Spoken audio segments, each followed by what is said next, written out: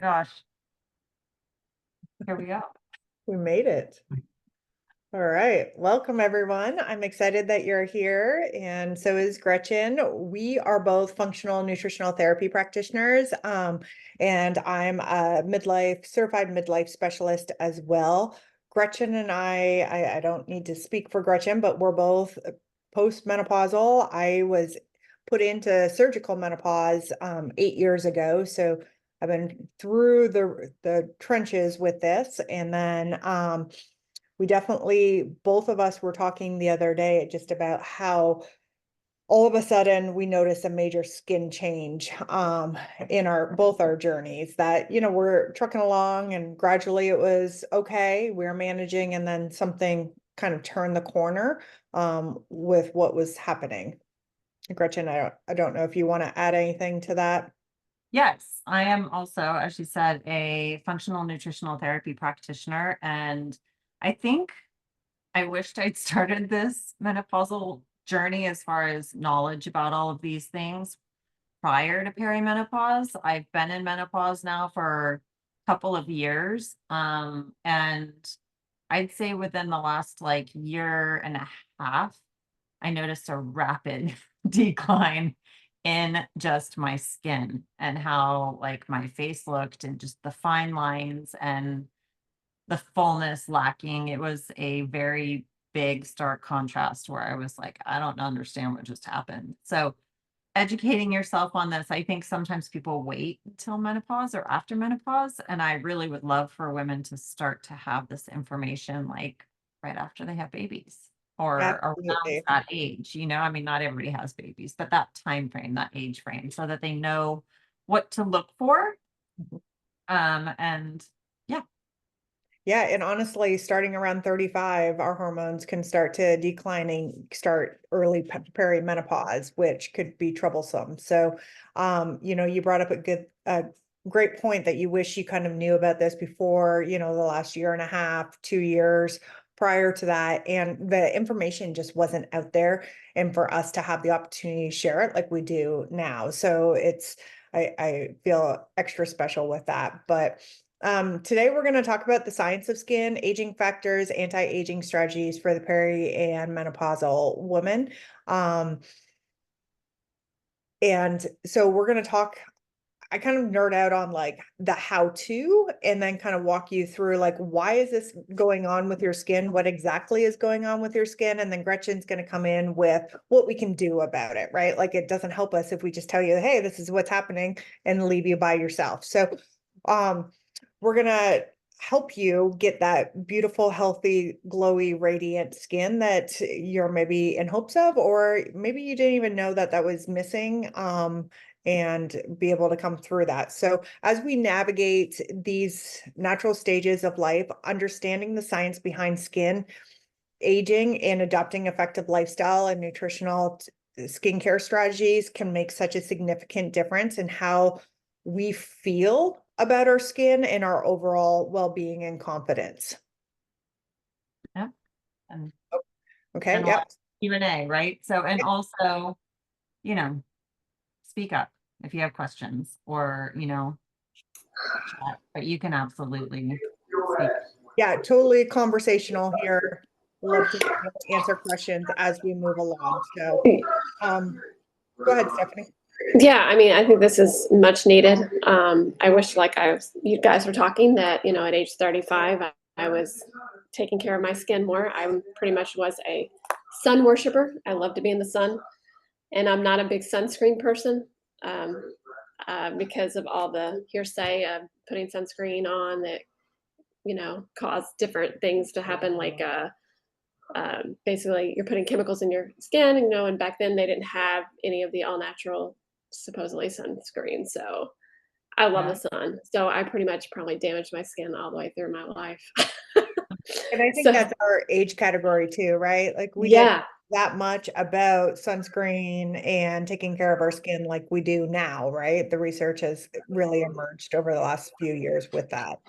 and right, and I've been in menopause probably about 6 years, because I had a hysterectomy and all that. So I went through all that, the changes, and the whole fact. Since you guys are functional nutritional, I can talk to you guys, but I've been in Yep. mold, and and had severe cadmium, Mm, heavy metal. So it's been a long journey for my family and I. So Yeah, this is why I do what I do. So, amazing. and yeah. I really work with just mostly women 40 plus. So All right. Perfect. Awesome. Right. this Yeah. is perfect for me. Perfect. Well, I have a similar story to you. I had a big mold toxicity and then it led me to my hysterectomy 8 years ago. So I definitely feel you with that somewhat. And it does lead you to where you are, right? To be able to help females and get get the knowledge that that we are lacking. So Right. good. Exactly. All right, so tonight we're going to go through understanding the aging skin, top skin concerns, key factors of what's happening, and we'll address the common concerns, and then, like we had mentioned before, the lifestyles, and we're going to end with some Q&A if you guys have any. Mhm. Okay, so top skin concerns. I am sure that this list goes on and on and on, but obviously fine lines, wrinkles, right? Dryness, dehydration, loss of elasticity, the sagging of the skin, the thinning of the skin. You think about all the extra bruises that you get out of nowhere, age spots, pigmentation changes, itchy skin, acne is common once you hit menopause again. So thank you. You become like a teenager again. And then, enlarged pores, spider veins, broken capillaries, and the list goes on and on. Okay, next slide. Sorry, I'm changing slides on 2 pages. Oh, funny. Uh, You're like, where am there we I? go. Okay, great. And so now we're just talking about skin. Did you know? Okay, we all know that skin is our largest organ, but did you know it's actually an endocrine organ? And because it can produce hormones, metabolize hormones, and acts a target for hormones, we have 3 layers: the epidermis, the dermis, and the hypodermis. We're going to really focus in on the top 2 as it affects what we can physically do and change. All right, we have many key factors to contributing to skin aging. We have the hormonal changes, decrease in collagen production, slower cell turnover, increased inflammation, increased oxidative stress, and environmental factors like you had brought up earlier, a lot of UV exposure, and then obviously pollution. Okay, so we all know that during menopause, our estrogen levels decline significantly. And actually, it looks more like a roller coaster until it finally takes a deep dive at the end of a few years, potentially, unless obviously you're in surgical menopause. But what you might not know is how much this actually impacts our skin health. An interesting fact here is that estrogen receptors are seen throughout your skin. And within a high density within your face. And estrogen receptors are actually on every cell in your body. So the decline, besides just what it does for your skin, the decline is a huge risk for the rest of your body. Estrogen plays a crucial role in maintaining your skin thickness, collagen production, and moisture. It also influences the melanin production, affecting the pigmentation of your skin. It helps maintain an even skin tone and even prevents the formation of dark spots and patches. So obviously these changes in estrogen can lead to the hyperpigmentation or uneven skin tone commonly seen during pregnancy or menopause, because that's where those fluctuations of estrogen is seen. It also affects the blood flow and circulation. So with estrogen enhancing blood flow to the skin, it improves the nutrient delivery as well as the waste removal. It helps contribute to the healthy, radiant complexion. And then a decrease in estrogen levels, obviously, then can lead to a reduced blood flow, leaving your skin and your face looking really dull and shallow. And therefore, This reduction in estrogen also leads to thinner skin, decreased collagen synthesis, and the loss of elasticity, causing the formation of fine lines and wrinkles. Okay, next slide. Perfect. Make sure I'm on the same slide as you. Yeah. Okay, so decreased in collagen production. For me, I always just heard, hey, your collagen decreases, you need to include more of it. But it just so we're all on the same page, collagen is a protein that provides structural support to the skin. So it helps maintain the firmness and elasticity. As we age, the production of collagen decreases naturally. This reduction is accelerated during menopause and actually post-menopause. We'll talk on the next slide just how significant this is within your first 5 years. And this again causes the dullness, the sagging, the overall loss of your youthful appearance.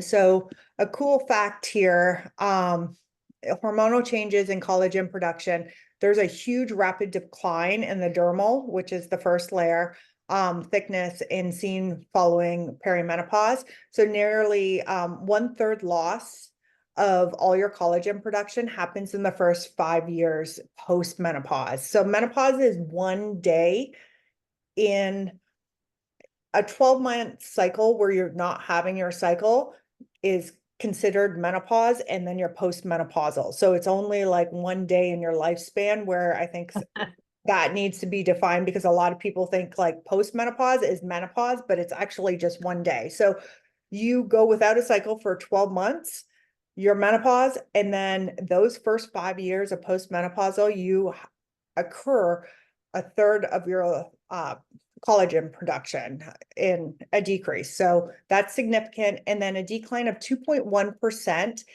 every year for the 15 years following that. So it just, life itself is against us, right? It's been clearly demonstrated that rather than being related to chronological age, collagen loss is related to your postmenopausal age. So, like we were talking earlier, if you've had a hysterectomy, your collagen loss is going to start the day you get into surgical menopause versus, your actual age, right? I'm only 46 years old. I shouldn't be worried about collagen production, but I am. And it just obviously makes sense with that. Okay. Another key one is slower cell turnover. This is significant. So cell turnover refers to the rate at which skin cells regenerate and shed. As we age, this process slows down, resulting in buildup of dead skin cells on the surface. Dull, rough complexion is going to be the result, and the skin is more prone to clogged pores and acne. So we want to make sure that we have something to be able to increase that. Another effect is increased inflammation. Obviously, we have increased inflammation in our entire body. Menopause is a chronic inflammatory state by itself. So now chronic low-grade inflammation in the skin increases as we age and can make various skin conditions worse. So acne, rosacea, psoriasis, and the list goes on. It also, with inflammation, it breaks down your collagen. So postmenopausal, you're having problems regardless. And then the more inflammatory state that you're in, you're going to have a harder time with the collagen production. It breaks down the elastin fibers. So it accelerates your aging process and contributes to the wrinkles and the sagging of the skin. Okay, so next one, increased oxidative stress. So oxidative stress occurs when there's an imbalance between free radicals and antioxidants in the body. So free radicals are unstable molecules that can damage the cells, including skin cells. Major factors to increase oxidative stress would be UV radiation, pollution, smoking. And again, it all causes collagen degradation. So the breakdown of collagen, premature aging, and increase in skin cancers. And then environmental factors, right? So much research has come out with this. UV radiation from the sun is one of the most significant environmental factors in contributing to skin aging. It penetrates and damages the collagen and elastin fibers, leading to sagging and age spots. Pollution and particulate matter and chemicals also in the air contribute to the oxidative stress, the inflammation, and all accelerate our aging process of our skin. I was going to say in the air and also what we put on our skin. Yeah, and what we put on our skin. Accelerating it by putting toxins on your skin, you know, like you were saying with the sunscreen. Absolutely. I think I figured out the process, so I don't need you to share. Okay. I was just gonna flip over. Perfect. Okay. So this is where we switch gears into talking about anti-aging skincare strategies and how, you know, I think oftentimes people hear like, I want to, you know, target anti-aging, it's going to be what I put on my body. Well, I would argue that just as much, if not more, is what you put in your body and how you treat your body, from, you know, nutrition and lifestyle as a whole. Hormone replacement therapy is another category that we could talk about that impacts skin. And then, of course, your actual daily skincare rituals. So when we talk about nutrition and lifestyle, whole foods, right? Why is that? That's because we want to be getting as many polyphenols into our body as possible. These are bioactive compounds found in plants that have antioxidant properties. Those specifically act as defense mechanisms against these environmental stressors like the UV radiation and pathogens that we were talking about. They combat that oxidative stress through just the anti-inflammatory effects of what a polyphenol and an antioxidant are. They, you know, got the stress and that, and they combat each other. So these mainly, those anti-inflammatory effects mainly inhibit collagen degradation and increase the collagen synthesis, and as a result, just inhibit that inflammation. And it's not only plants. We're going to talk about other. This is not definitely not a talk only about plants and antioxidants. There are other nutrients that are just as important for our skin. So this just kind of breaks down, if you're going to look at the antioxidants and how like different minerals and vitamins and, you know, fats can help the body. Now there are fats that also could hurt the body if we're talking about inflammatory oils. You know, the quality of food really does matter, and organic when possible to avoid those toxins, but whole foods is always going to be better than packaged foods. So let me talk about, here's where we get into those healthy fats. You know, we talked about losing those fat stores. So lipid, another name for fats, are important parts of the skin and are closely related to that skin's epidermal barrier, that first skin layer that we talked about. Their membrane structure, internal environmental balance, and damage repair. So good high quality fats are also going to help combat that inflammation and the degradation of our collagen and that skin layer. So a decrease in fat may contribute to that skin aging due to the like decrease in the ability of cells within the skin to synthesize and secrete fat. Like she said, we lose that. Jen and I were on the phone earlier talking about the younger girls, some in Hollywood right now, that are having what's done like buccal fat removal. And I'm all for people doing whatever they want to themselves. It's all about informed consent. But I think when we're younger, we don't think about the fact that we're going to lose fat in our face. And I don't know about you guys, I look back at old pictures of myself and I was so much more cheeks than now. I was too. Yeah, absolutely. Yeah. Right. So I look now and it's going in, and I'm thinking, if I had all of this removed in my 20s and 25 years later, I would look like Skeletor. Like, it's going to become a problem. You know, you have to think about that. Another part of this, it's not just the healthy fats. We have to talk about hydration, because our cells hold water, and when we are dehydrated, our face is going to show it. So drinking adequate water, which a general rule is like 8 ounce glasses of water. I mean, if we were going to get into the nitty gritty as FNTPs, we know that it's half of our body weight in ounces. Mhm. And that doesn't account for any caffeine consumption, any, any juices, because there's certain liquids that are actually dehydrating. So when you add that to it, you got to up the water even more. And sometimes that's adding Quinton minerals, things to get the water into the cell is another important part of staying nice and plump.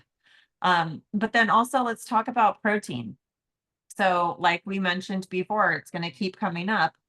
Collagen and peptides, how they play this large role in how our skin looks and functions. And it's not only skin, you guys, let's break that down to tendons and muscles. And we need it for so many things. A big part of aging is avoiding what's called sarcopenia, so muscle wasting. It's not only our skin, we need these peptides and proteins and collagens for all of these things as we age. So, I want to make sure I hit every part of the collagen. We don't need to get into the deep nitty gritty of all of it, but there are different types of proteins that do different things in the body. So you want to have a really good source of collagen specifically, because our muscle meats don't have all of that in it. You need all the different parts of the protein, but collagen, we got a good source for you guys to talk about in a little bit. So now let's talk daily lifestyle, daily life, regular exercise. This is going to improve that blood circulation. We talked about the veins and capillaries not being as efficient as they used to be. Now, especially if you have blood sugar management issues, that's going to make it even worse, and that's going to affect the tone of your face. So regular exercise to improve circulation, stress management. We want to reduce those cortisol levels. My husband has said it for years. He's not the nutrition buff that I am, but his whole thing has always been stress reduction, how bad stress is for the body. Stress does, and it's true.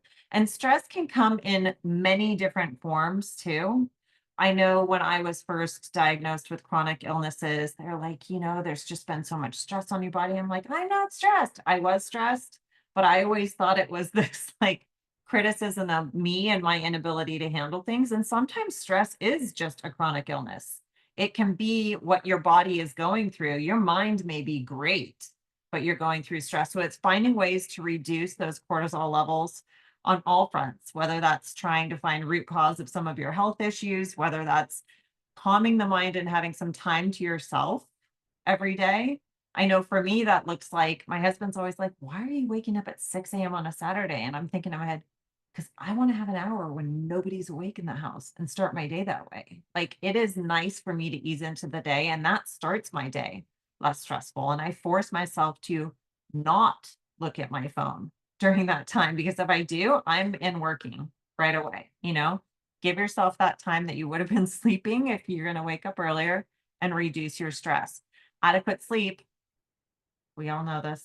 Get yourself to bed at a good time. I'm still working on this. But then there are some other lifestyle and daily, life factors that we want to talk about, such as like sun protection.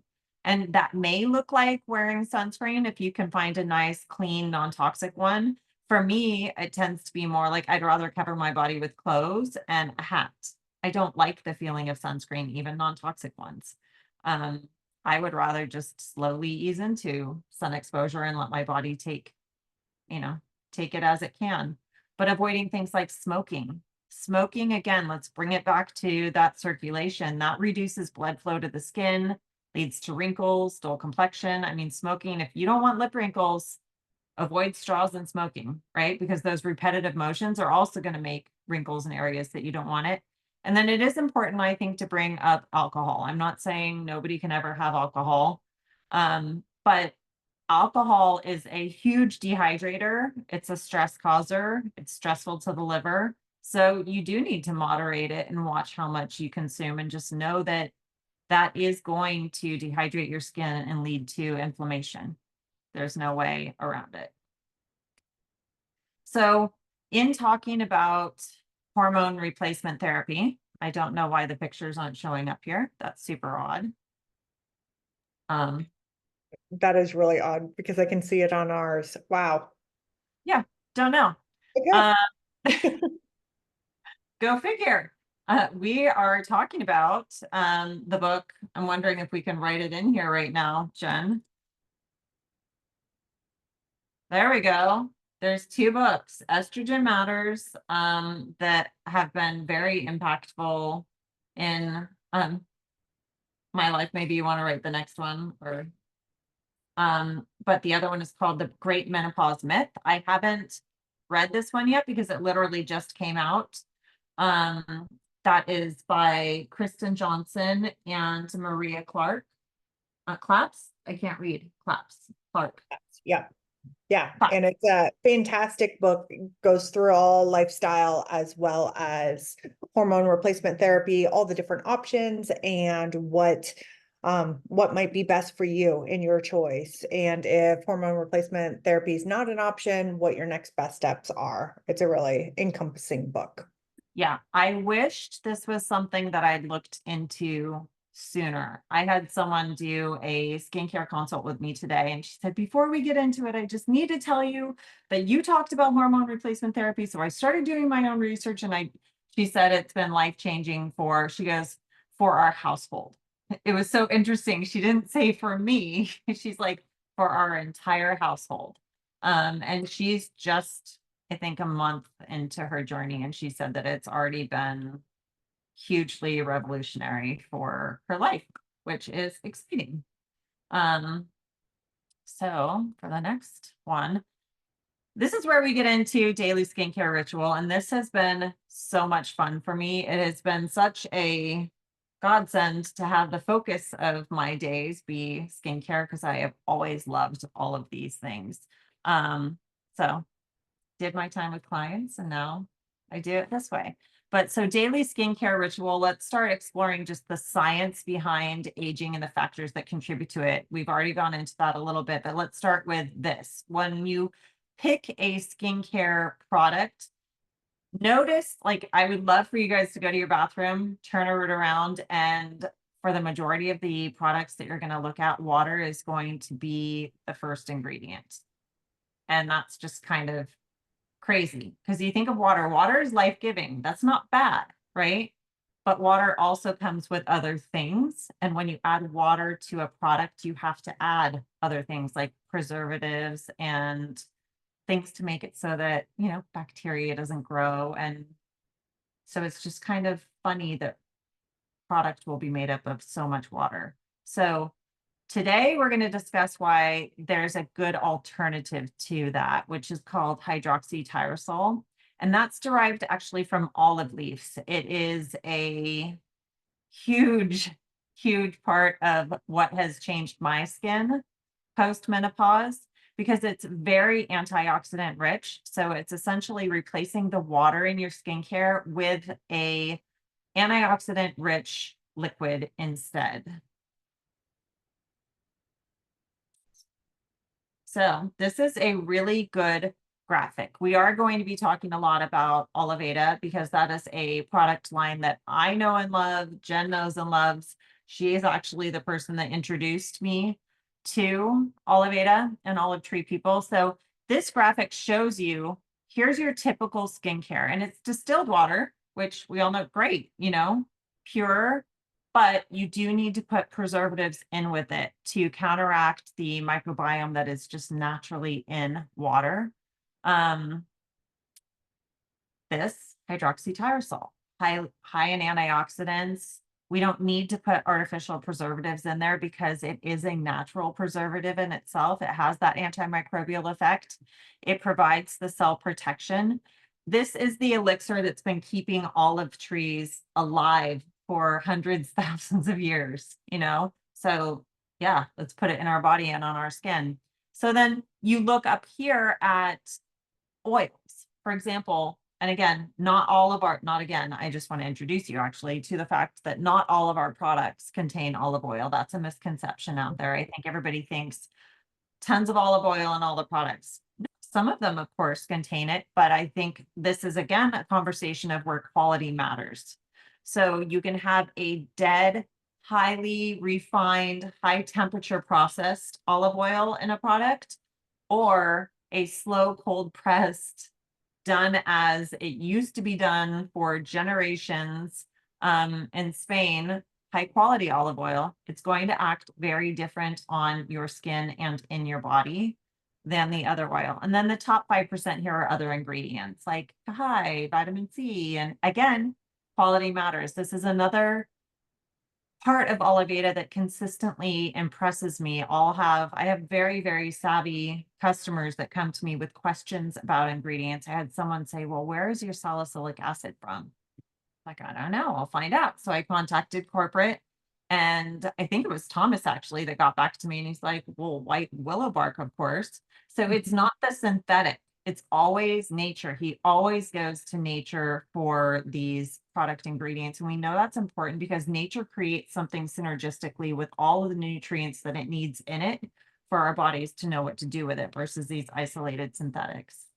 And I think one of the best ways to explain the difference between the two products, right? You can have, if you just go back for a second, Gretchen, you could have a product on the left-hand side that's really great product, right? You're seeing some decent results, but it's not going to be as effective for you more than likely than the Oliveda product because of that olive leaf elixir. And you got to think it's something like, it's just like eating raw fruits and vegetables, right? Compared to a packaged product that has preservatives. There's still some very clean packaged products out there that we all love to enjoy, but it's still not as great as having some fruits and vegetables for your health, right? So I think to me, that is a good visual for people to really be like, okay, this is why this makes sense.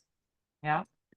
And then this again is just, hey, look at the back of your package and see what are those first few ingredients. When we say waterless beauty, I do want to point out that you are going to see some water in our ingredient list, and that is not added water. In Europe, we follow European standards for labeling. And when you have a byproduct of a process, for example, when we crush up olive leaves, it releases water as part of the hydroxytyrosol. So we have to list that on there. So it's not added water. It's just a natural byproduct of these extraction processes that we use. So again, a good graphic of 95% fillers, 5% active, and this is 95% bioactive ingredients. And the 5% that's left is also active. They're high quality ingredients. All right. So something we haven't talked about, but is also an important part of inflammation in general is, let's talk about different microbiomes. So gut health, the health of your mouth, the health of your skin, all three of them have microbiomes. And they have different microorganisms that can protect and help the skin or cause inflammation, contribute to that inflammatory process. So Oliveda has different products to target all of these. I'm going to skip to the mouth because just within the last 2 weeks have become very consistent with the oil pulling. I figured out my technique, which is I leave it in the shower. I go in the shower, I squirt it into my mouth, and as I'm showering, I'm oil pulling. And I do not spit it down the drain. I put it in the trash when I come out, but it's finding the time. By the time I come out and putting, makeup on or skincare on, I don't want to be swishing in my mouth. But these oil pulling, my teeth are whiter. I just feel like my gums are healthier. There are so many different benefits to oil pulling. And I've tried it in the past with coconut oil. That's traditionally what people talk about utilizing because it has antimicrobials in it naturally, just as, these products do. I never liked the mouthful feel of it. It was just so thick that I just would never stick to it. So to have this be olive oil based has been a game changer for me. And we have 3 different options for that. But let's go to intestines. We have internals that are based on that hydroxytyrosol. I'm seeing my face stop. I don't know Yeah, if you had a guys could hiccup, still like a hear little me. freeze for a second, but you're good. Yeah. Okay, it was weird. So We have, this is only showing 2, but we actually have what I would consider 4 internals. The olive oil, our I-66, which is our hydroxytyrosol and collagen. And this is a porcine collagen. So this is made from pigs. And then we have our I-70, which is our hydroxytyrosol and hyaluron. You think of hyaluronic acid, how it's commonly used in skincare products, and we definitely have products that have it because it holds, I want to say, over 300 times its weight in water. So it really helps hydrate. Well, this is an internal one. And when you see some of the before and afters of people who have just used that and had that be the only change, their face and skin just plumps up. It's incredible. And then we have our I-01, which is our ORAC and Camu Cama. This was the very first product Oliveda ever Thomas ever created, and it is 14 times more concentrated in hydroxytyrosol than the other 2 internals are. So we'll get into a little bit more about what ORAC is, but it is high in vitamin C and hydroxytyrosol, and that vitamin C is from Camu Camu. So it's a natural source and your body knows what to do with it. And of course, skin. We know that we have a microbiome on our skin, and hydroxytyrosol really helps to care for that as well. And we have a huge lineup of skincare for every different type of skin concern. I'm someone that happens to be, yes, postmenopausal, but also acne prone. So I know what works for that. We have things that work for other skin conditions. We have it for dry people, for people that are like, I don't need a moisturizer, I'm plenty oily. We have so many different products to meet every need. This is just going a little bit more into hydroxytyrosol. This is, how am I forgetting her? Valeria. Valeria. She is a woman that Thomas credits with a lot of the just paths he's followed with the skincare, because she has always encouraged him, you know, when he's like, oh, what product do I use for this? Or what ingredients do I use for this new product? She would always say, go look at the trees and see what grows around it, what works synergistically, you know, so she really helped guide him. And she's one of the first people that introduced him to hydroxytyrosol. And that is a drink that they have made for generations. It's essentially hydroxytyrosol. It's the olive leaf elixir that they drink, and that helps, you know, think of the blue zones, right? These are elderly people in the blue zones drinking these drinks for ages. So I do just want to read this really quickly. Hydroxytyrosol is a powerful polyphenol which occurs naturally in the olive fruit, pulp, leaves, and mill waste waters. Hydroxytyrosol is a well-known component found in extra virgin olive oil, which is derived from hydrolysis of the polyphenol oleuropein during olive maturation and olive oil short storage. It is also a vital component which largely adds to the stability of olive oil. Uniquely, hydroxytyrosol is the only polyphenol which is able to cross the blood-brain barrier, which allows it to have a significant action to scavenge free radicals in the nervous system. That right there is so key. There are many things that can't cross the blood-brain barrier. So this can help with brain fog. Yeah. Yeah. So I'm fascinated in the internals. I don't know a lot about them. And I would really like to learn about them, because I think I'm Greek anyway, so olive. Yeah. So olive oil is what I grew up on basically, but it wasn't this powerful, so. Yeah, it's So incredible. it's interesting, the power of the hydroxytyrosol that's in the olive oil obviously isn't as strong as the olive leaves, but right. the level of the hydroxytyrosol depends on your olive groves, and the groves that have more drought to them actually produce stronger hydroxytyrosol and like stronger olive oil, olive leaves, than those those trees that haven't been through a drought. So our olive groves have actually went through periods of long droughts that have really made the hydroxytyrosol Yes, because we don't overcomponent. have, Thomas does not irrigate the olive groves at all. They're purely purely irrigated by rain and nature. And when there's a drought, what survives, survives. And it says it really makes those trees stronger. They're raised as they've been raised for generations.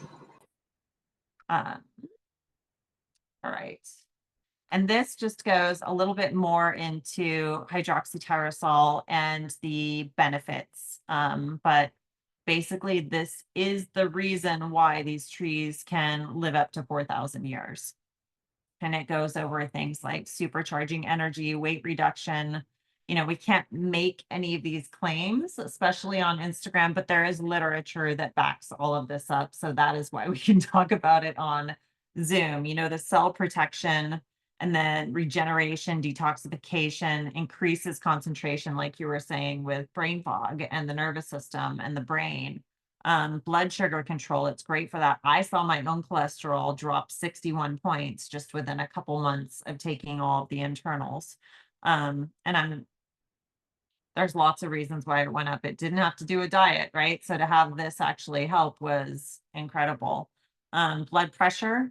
So there are people who are, you know, on blood pressure medication where you're like, okay, be a little careful or be monitored by your doctor because this can reduce your blood pressure, which can reduce your need for medication, which is the goal, right? You just need to watch it and have someone be monitoring you as you're doing that. Muscle regeneration, soft and finer pored skin, and many other, I love the German there, the finer pored skin. Lost in translation. Lost in translation, yeah. So this is where we're going to talk a little bit about the ORAC and what is ORAC. So this is the IO1 Nut first product. And ORAC is the oxygen radical absorbency capacity. So the value of the ORAC measures the antioxidant value basically of different foods. So studies suggest that eating plenty of high ORAC fruits and vegetables such as spinach and blueberries may help slow the processes associated with aging both the body and brain, right? But if you look at the ORAC score, hydroxytyrosol and oleuropein are like high, crazy high on the ORAC scale. That compared to like grapeseed extract or vitamin C. So you are getting really, really potent antioxidants with the IO1 and the other products. And then let's get to, so the company as a whole, I think it's important to understand. I know I was very confused when I first started using the products. I was like, what is Oliveda versus Olive Tree People versus what? I don't understand, you know? So Olive Tree People is the very top, and within Olive Tree People, you have two different lines of skincare. You have Oliveda and LA Dope. LA Dope is Thomas's son's company because he's very big in the hemp world. And then we have those two different sub companies. And then within Oliveda, you're going to see different labels on the products. So black label versus gold label. Gold label is the corrective, like very strong line. This is what, I mean, I would consider all of it like esthetician level products, but those are the, what we call corrective line. And then I think also one thing to mention that confused me at the beginning too was you'll see all these letters and numbers. So for Oliveda, you've got like F81, H23, IO1. I stands for internals, F stands for face, H is for hair, B is for body. And then the numbers are just the order within which products were created. So there's no real rhyme or reason to the numbers other than, okay, came out with this one next, so it's going to be 91, you know.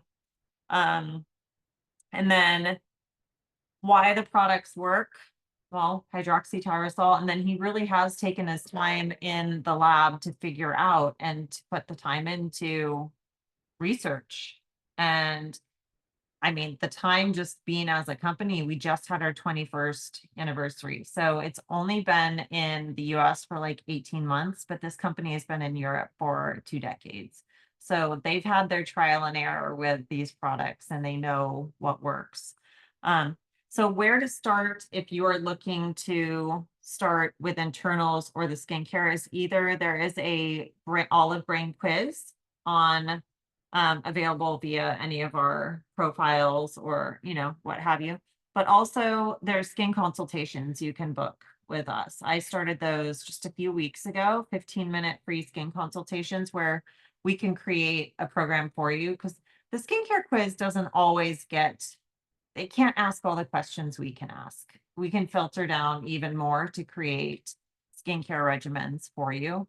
And that also can be done through DM if you don't have time for that. It's very easy for us. Once we know a few key questions, it's simple for me to put a routine together. And I know the same for Jen. And then we're going to go a little bit into the internals. I don't know if you want to go over these. Jen, I feel like I've been talking a lot. Yeah, I think you did a great job, obviously talking about everything. And I think we already kind of talked about the internals. The I-66 is our hydroxytyrosol plus the collagen. The I-77 is the hydroxytyrosol plus the hyaluron, so plumping of the skin, and that youthful glowy appearance. I find the people that do I have I-77 on there, but it should be I-70, sorry. And then the aisle one is the Oric Camu, and then our olive leaf extract. We also have all these, we have an I-70 and the aisle one in an LA dope version. So it has a hydroxytyrosol plus the hemp, and then has the Camu in it for, I think it's 005, and then or that's the hydroxytyrosol in hyaluron plus hemp. So they have a couple that has the hemp option. So you're merging the two botanicals there. The other one that hasn't been mentioned yet is our olive mush, which is amazing. People were saying it's a coffee alternative. When I hear coffee alternative, I still want a coffee taste. It is essentially a dirty chai. It's caffeine free. So that's why they're stating that it was a coffee alternative. It also has, it's loaded with functional mushrooms and then a lot of powerful herbs, but it is unsweetened. So you get to sweeten it to your liking, which I really like. Some of the products that are out there on the market come sweetened and it's just too much for people. And also if you like stevia, you can put stevia. If you like honey, you can use honey. You can make it cold, you can make it hot.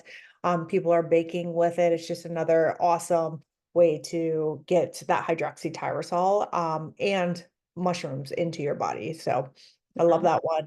And then we also have an olive leaf matcha, and we have two of these. We have just a pure olive leaf matcha, and then we have a olive leaf beauty matcha, and that one's actually my favorite. That one has peppermint, ginger, and actually some Japanese leaf matcha in there, as well as olive leaf. Olive leaf is always the first ingredient, and that is just very soothing for the digestive tract, obviously the ginger and the peppermint. So I highly recommend that, especially moving into the fall season. The warming of the herbs is super great. One thing that I think is important for us to touch on is, we went through all these factors of what was happening, right? And if you look at the summary of what happens to our skin in menopause, decrease in collagen. Okay, well, we have a solution to help with the decrease in the collagen by ingesting collagen. And the hydroxytyrosol synergistically really works and allows people to see the benefits of the collagen. We didn't talk about hair, but obviously that is another factor. But anyways, for skin health, we got collagen decrease. We have estrogen. Okay, unless you're replacing that, that's not going to change. And like we mentioned, that's for another conversation. But then we talked a lot about polyphenols, and here we have an opportunity to lather our bodies in our skin in the hydroxytyrosol, which is one of the highest polyphenols, as well as ingest it internally every single day. So to me, once I figured out what was happening with menopause in the skin, and then found out the power of the hydroxytyrosol, I was just blown away by what the potential benefits could be. And then obviously it makes sense to why we see so many drastic before and afters through customers and consultants throughout the last year. It's been quite incredible. And I want to speak to nails really quickly. I've always had good hair. That's just genetic. But my nails have been always thin and bendy and tear fast. And within, I'd say probably the first month and a half Mhm. of utilizing, I mean, I went into all of the internals at once, but I mean, we know it's from the collagen, right? That my nails have been so much harder. And I can actually, when I want to take the time, file them and keep them longer. I just am a short nail person, but I can now. They're much, much stronger. And Yeah. I've been taking, I want to say, I've been taking high quality collagen for years. Mhm. So this is different. I would agree with that. My hair, I had found a collagen that had finally worked for the length, like it was growing, but it still, the health wasn't there and the fullness wasn't there. And now I'm at the point after, I'd probably say after the first 4 months of taking the collagen, I was able to braid my hair, which I hadn't been able to do in years. Like we're talking 10, 15 years. So to have the fullness again in my hair, is really impressive. Yeah, and mine is insanely long right now. I just noticed it's like almost down to my butt and so it's growing much faster than Yes. typical right now. And thank God for the collagen because with this recent thyroid hair loss, oh my gosh. But another thing with the matcha, Jen mentioned it's got the olive leaf in it, but I always think in my head matcha as like caffeine, Japanese tea leaves. Matcha is just blend like ground up leaves. So this truly is olive matcha. It's from the leaf of the olive. That's why it's high in hydroxytyrosol. Yeah. So Yeah. we have some fun before and afters now. These are a lot of them are fellow consultants. So they're people that we know. They're not just random people. But look at these and we'll just go through them. We have thousands in our telegrams now of just these before and afters that I mean, look at the glow and look at those fine lines versus that. And then this is a concern that a lot of people wrote in about, which was the melasma or hyperpigmentation. You address that from the inside and out. So the diet, the lifestyle, the internals, the topicals, and there are products for this. I know for myself, I mean, I just posted about it, but I had this dark age spot basically for years and it was getting darker and darker and I was having to cover it every day with makeup. Like I'd put my tinted moisturizer on and then I'd have to do concealer there and then I'd have to powder it and conceal. It was dark. And I've been using the F87 Kahai for the last, maybe it was a month and a half, 2 months at most, At right? most. Yeah. Yeah, and it's almost gone. I have a little trailing of it down there, and I'm convinced that with winter coming, it's going to have its time away from the sun, and with these topicals, it's just going to go away. But this is not the first. I've seen pictures of her even before this to just see her face right like this is insane because she had some actual growths on her She face. did. Yeah. Yes. It's so fun. So, so fun. So to see just the difference in tone, and you'll notice a lot of people get this like glow, will get this tan. It's weird. But also, I have to say, I went on vacation recently where I have not been in the sun this summer. Jen and I were in Florida, and I looked at her after like 2 hours on the beach, and I was like, what is going on? How come I'm not burnt? Because I haven't had any time in the sun. So this has natural sun. I'm not saying don't protect your skin. I'm just saying something happened internally that I didn't burn like I typically would after spending no time in the sun in the summer. I usually have to work on a base, and we were on the beach in Florida for 2 hours and I had no sunscreen on. Yeah. And the hydroxytyrosol is a known sun protectant. And if you think about it, Mediterranean individuals, right, the olive skin that they have, is it tied to? Who knows? But it goes hand in hand where they can typically handle more sunshine than other continents. So Yeah, I was like, I'm Scandinavian, and so we've got different, right? I have the fair porcelain redheaded mother, and then the dad that tans, and I do tend more towards him. But since moving to Idaho, I do burn because I don't have the California sun on me all year long, and I did not burn. It was wild. So just look at the progression here. It's pretty incredible. This is me. So this was after a week of using the eye product. And oh, you can see the dark spot there.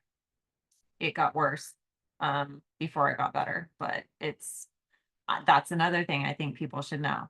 Sometimes when you start using some of these products, you're like, why is my spot darker? So when I started using the AHA, it got darker, and then that darker started to fall off.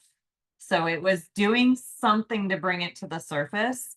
But you can see my crow's feet were there. I was not smiling here. I wanted to show my whole face because I didn't want people to say, oh, you were making an expression in that one and you weren't. I'm like, no, it wasn't. I was just hydrated.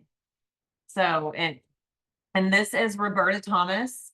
I know her. She's been a client and she's a consultant on our team. Insane. Looks like she's had a facelift. She calls this her like liquid gold. She's obsessed. And I mean, just the upper eyes, look at here. It looks like as though she's had some treatments, and it's the skincare. It's the so fun. inflammation, and just the decrease in Yeah. overall inflammation in everybody's faces. And I think one thing too, when you start seeing some of these before and afters, and I'm sure those of you that are attending have seen a lot on social media, but if you look at their before picture and look at their after picture, the whites of their eyes are just so much more vibrant. And so to me, that means we're taking care of the internal terrain. Absolutely. I think that is all the before and afters we have here, and all we had for the actual presentation to show, but we can absolutely talk and answer questions as well, if anyone has any. I think too, the number one question that I get is what is a great product for perimenopause, menopause women if you're to only recommend, a handful of products? And I personally gravitate towards the internals. If you're only going to pick one or the other, do the internals first. And then when you're ready for new skincare, then we can get you on the right regimen. Oh, So which internals would you recommend? Just the collagen one, or? I think That's it a tough depends. one. I think it depends on what your main concerns are and where you want to start. I can speak a little bit to them in that IO1 is the most concentrated in hydroxytyrosol, and it has the high ORAC score and the camu. Mhm. And it's also a decent source of iron, but not, I think some people hear that and think, oh, I've got high iron. No, I mean, we're talking like natural iron here. It's not like Okay. an iron supplement. And you can control the dosage too. I started with like 1 dropper full. Now I take 3 dropper fulls every morning. But if I feel like someone around me is sick or someone in the household sick, I'll take that 3 times a day, 3 droppers 3 times a day to try to stave it off. Thomas has drank a bottle in a day before, but that is good for if someone's primary concern, I think, is like inflammation or, gut issues or things like that. Mhm.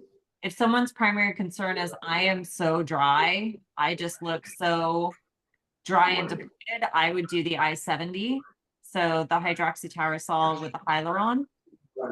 And if someone else's concern is like, fine lines, hair, nails, skin tone, I would say start with the collagen. So we're all different in our needs. Yeah. I mean, I have pretty high iron, and I have hemochromatosis in my family. So, Yeah. so they're doing the genetic testing now. So, Okay. Yeah, Interesting. Yeah. I would suggest if you're doing something like the IL-1, then just to obviously test and gauge symptoms and then blood work. And, you're a practitioner, so it's Yeah. playing around with your comfort level, but there's other people that have been successful taking it. I have low iron. It hasn't touched my iron levels. because it is a Yeah, food I source, think it's right? So it's normal. just like eating, but it also depends on the level of the hemochromatosis, right? If you're Mhm. extremely high and you're on a low iron diet, then you might not want to incorporate that one. And I'd go with olive oil, just knowing that I'm going to take a lot more of the olive oil. Okay. But I do think pairing the IL-1 with either the I-60, I-66, I see six. Yeah. yeah, I-66 or the I-70. So Okay. I think they're really good. And if you can, I would start with all three. Yeah. Okay. Okay. They're good stuff.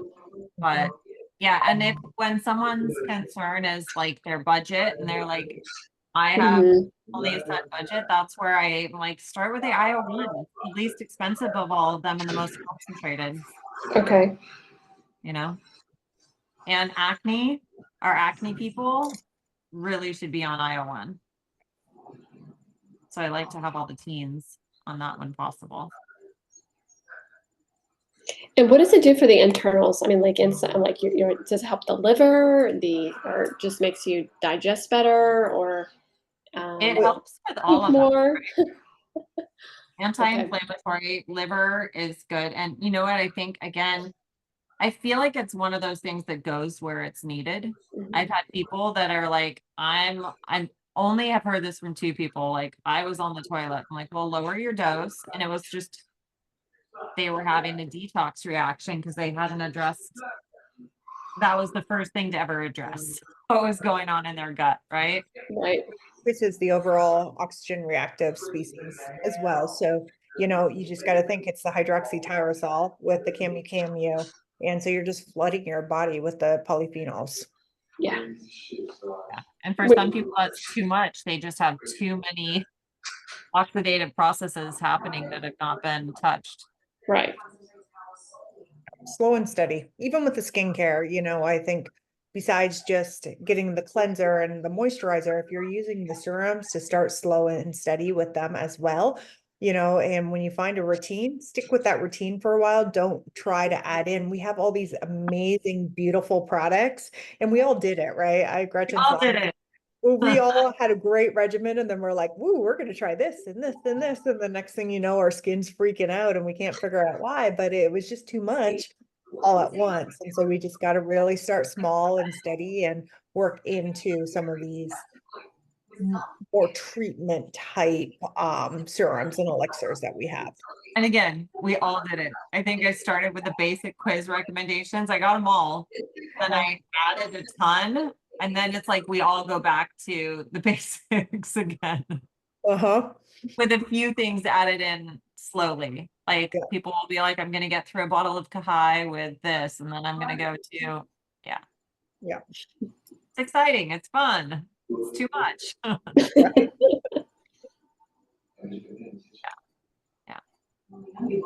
So if we started with IO1, and I like the oil-based Oliveda more than the creams. It works Okay. better for me. And that's Yeah. probably my skin, probably the Greek skin that really Yes. soaks up the olive oil, or, But do you use like the F63? I do the F64, I think. Oh, yeah, Yeah. Yeah, that's my favorite. it's so good because I tend towards hooded eyes. Yeah, me And too. it makes a huge difference. Huge. Different. And I do think, like Gretchen brought up the F63, which is similar to the F06, which helps with cell turnover for the skin. So I think that one would be really great for postmenopausal and menopausal Okay. or perimenopausal, because obviously we need to increase that cell turnover. And then along that lines, you always want to have an exfoliant as well. But the F63 is supposed to Okay. be great. Good to Mhm. know. So you would probably, have you tried the F10 olive core face peeling yet? No. Oh my gosh, you would love that. That's like the Mediterranean sister to St. Ives that won't like rack your skin. Remember the apricot scrub we all like I destroyed our use that with? daily for years. Every day. Every day. Every I'm like, day. oh, and this Is- stuff knocks it out of the park. It's Is so that F10? F10, F10. yeah. So I had someone the other day think it was a mask. It's not a mask. It's a physical exfoliant, but you're gonna feel super hydrated because it has olive oil in it. Yeah, I love, yeah, I Yeah, can bask in it.